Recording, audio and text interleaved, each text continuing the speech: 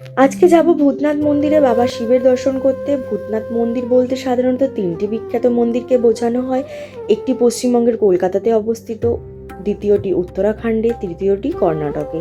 আমরা গিয়েছিলাম কলকাতার অহিরিতলার সেই প্রাচীন ভূতনাথ মন্দিরে, যা নিমতলা শ্মশান ঘাটের কাছেই অবস্থিত। প্রায় 300 বছরের পুরনো এই মন্দিরটি বিশেষভাবে পরিচিত তার ভস্য আরতির জন্য, যেখানে শ্মশানের ভস্য দিয়ে ভগবান শিবের পুজো করা হয়।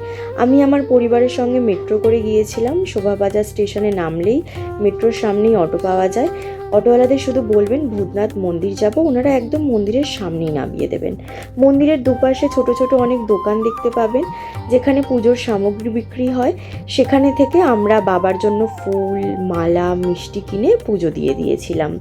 তবে মন্দিরের ভিতরে ঢুকতেই জানিয়ে দেওয়া হয় যে সেখানে ছবি তোলা সম্পূর্ণ নিষিদ্ধ, তাই ভিতরের দৃশ্য আপনাদের দেখাতে পারলাম না। আপনারাও গেলে এই নিয়মটি অবশ্যই পালন করবেন। পুজো দিয়ে বেরিয়ে মন্দিরের সামনেই দেখলাম যে কর্পূর জ্বালিয়ে বাবার আরতি করার জায়গা আছে, তাই সেখানে আমিও আরতি করে নিলাম। মনটা সত্যি এক অদ্ভুত শান্তিতে ভরে গিয়েছিল।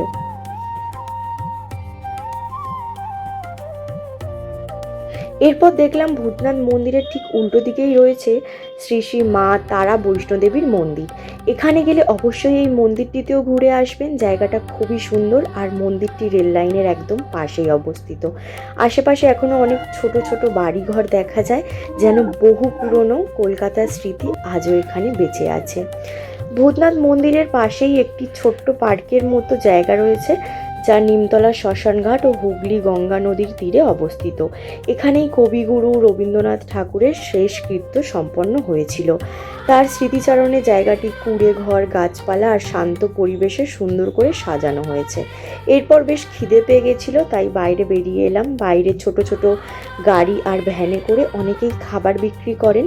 নদীর ধারেও কয়েকটি খাবারের দোকান আছে, তবে এখানে আমার সবচেয়ে ভালো লাগে এই লিট্টি চোখা, সত্যিই খুব সুস্বাদু। আপনারাও গেলে অবশ্যই একবার ট্রাই করবেন। সবশেষে অনেক সুন্দর কিছু স্মৃতি আর মন ভরা শান্তি নিয়ে আবার মেট্রো করে বাড়ি ফিরে এলাম। চলুন, টাটা।